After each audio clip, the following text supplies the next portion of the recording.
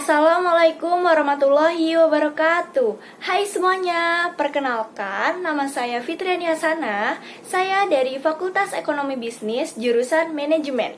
Di sini saya akan mengerjakan tugas bahasa Indonesia di pertemuan kelima ini mengenai berbicara. Yaps, kalian semua pasti tahu apa sih itu internet?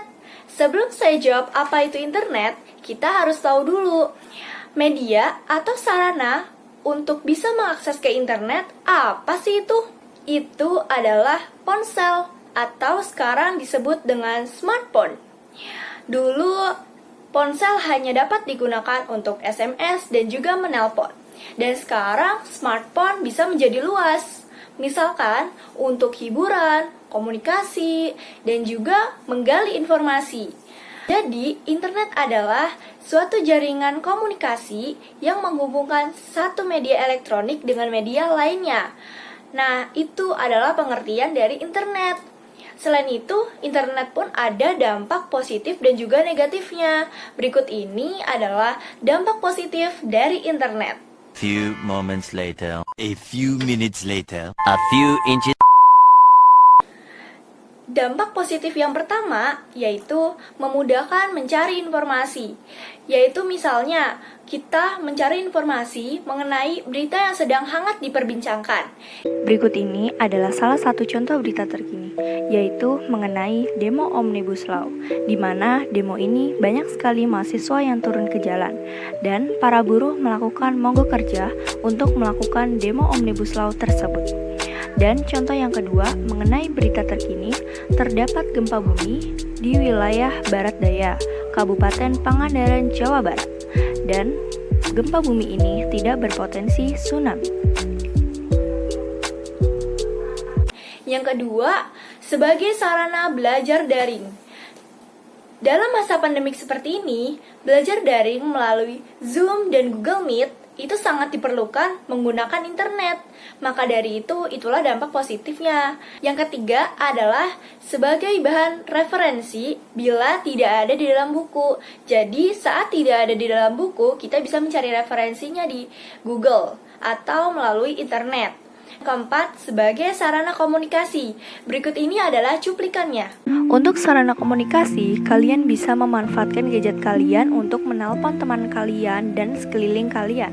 Dan kalian bisa menggunakan Line, WhatsApp, dan juga Twitter. Yang kelima, sebagai media pertukaran data. Inilah cuplikannya. Ini adalah ilustrasi mengenai pertukaran data, dan berikut ini adalah contoh aplikasi untuk pertukaran data, bisa melalui Bluetooth, ShareIt, dan juga email. Yang keenam, memudahkan mencari lowongan pekerjaan. Dan inilah cuplikannya.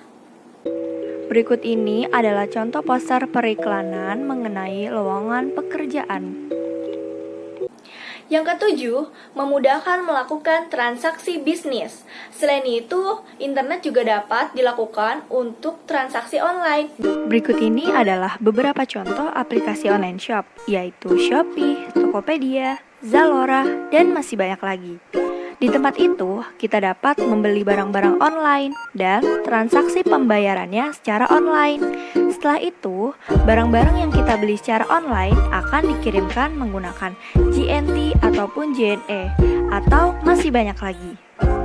Dan yang kedelapan, memudahkan menaiki transportasi umum seperti Gojek dan Grab. Di situ kita bisa mengaksesnya menggunakan internet. Seperti yang kita sadari saat ini, setiap perubahan yang terjadi tidak hanya perubahan positif, tetapi juga ada dampak negatifnya. Dampak negatif dari internet bagi pelajar zaman sekarang, apabila terlalu lama menggunakan internet, bisa mengakibatkan kecanduan dan merusak pelajar zaman sekarang.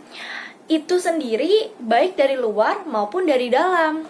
Few moments later, a few minutes later, a few inches. Berikut ini adalah contoh dampak negatif dari internet. Yang pertama, pornografi. Berikut ini cuplikannya. Dan inilah ilustrasi dampak negatif dari internet, yaitu pornografi. Dampak menonton pornografi berpengaruh pada sistem saraf. Dan kebanyakan melihat situs pornografi cenderung menurunkan kreativitas pemikiran dan menurunkan keinginan untuk aktivitas di luar ruangan, serta berinteraksi dengan lingkungan sekitar. Yang kedua, penipuan. Kita harus cermat dalam menggunakan internet. Banyak sekali penipuan yang beredar di internet. Berikut ini salah satu contoh penipuan melalui internet.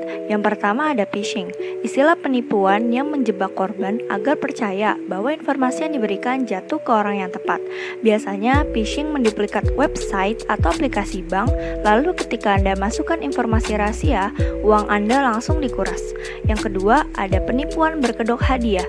Mungkin tak terhitung jumlahnya, kita mendapatkan SMS, telepon, atau chat yang memberitahu bahwa kita mendapatkan hadiah.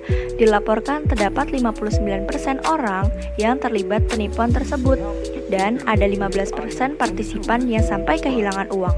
Model penipuan ini adalah Anda harus membayar sejumlah uang terlebih dahulu untuk mengklaim hadiah. Dan yang ketiga, bermain game online. Berikut ini cuplikannya.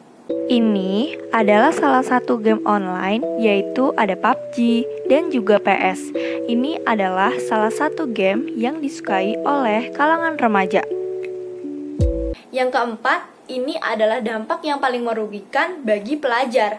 Adalah sifat sosial manusia, karena lebih suka berhubungan melalui internet daripada secara langsung. Dan itu adalah tidak baik. Ini adalah contoh dampak negatif dari gadget, yaitu kurangnya sifat sosial manusia karena cenderung terpaku terhadap gadgetnya masing-masing. Dan contoh yang kedua pun juga sama, termasuk dampak negatif dari internet maupun gadget. Dan yang kelima, tersebarnya informasi palsu. Jadi, kita harus cermat menggunakan internet.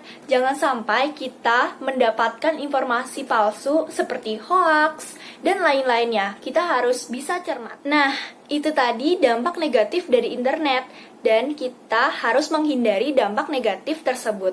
Few moments later, a few minutes later, a few inches.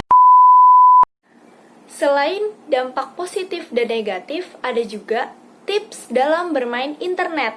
Yang pertama, teliti saat menerima permintaan pertemanan. Maksudnya, sebelum kita menerima permintaan pertemanan, ada baiknya kita mengecek terlebih dahulu siapa orang yang mengirim permintaan pertemanan itu. Apakah kita mengenal mereka, apakah tinggal di kota yang sama, dan apakah memiliki teman yang sama atau disebut mutual friends. Untuk menghindari permintaan pertemanan yang kita tidak kenal, alangkah baiknya kita memprivate Instagram kita atau sosial media yang lainnya. Selanjutnya, yang kedua, berpikir sebelum memposting. Maksudnya, pikirkanlah terlebih dahulu dampaknya sebelum Anda memposting atau menekan tombol kirim. Terutama ketika Anda dalam kondisi psikologi yang kurang bagus, itu Anda dituntut untuk berpikir sebelum Anda bertindak. Yang ketiga, berpikir sebelum membagikan sesuatu. Jadi, pikirkanlah baik-baik apa yang Anda bagikan. Jangan membagikan sesuatu yang sifatnya negatif, seperti alamat rumah, nomor telepon, atau data bank. Pastikan jangan memberikan password sosial media Anda kepada siapapun itu, karena itu sangat tidak baik dan itu memicu sesuatu seperti internet kalian dihack atau disalahgunakan. Itulah tips dalam bermain internet. Few moments later, a few minutes later, Itulah materi yang saya bawakan untuk tugas bahasa Indonesia, yaitu terdiri dari pengertian internet, dampak negatif dan positif, dan juga tips dalam bermain internet. Terima kasih sudah menonton.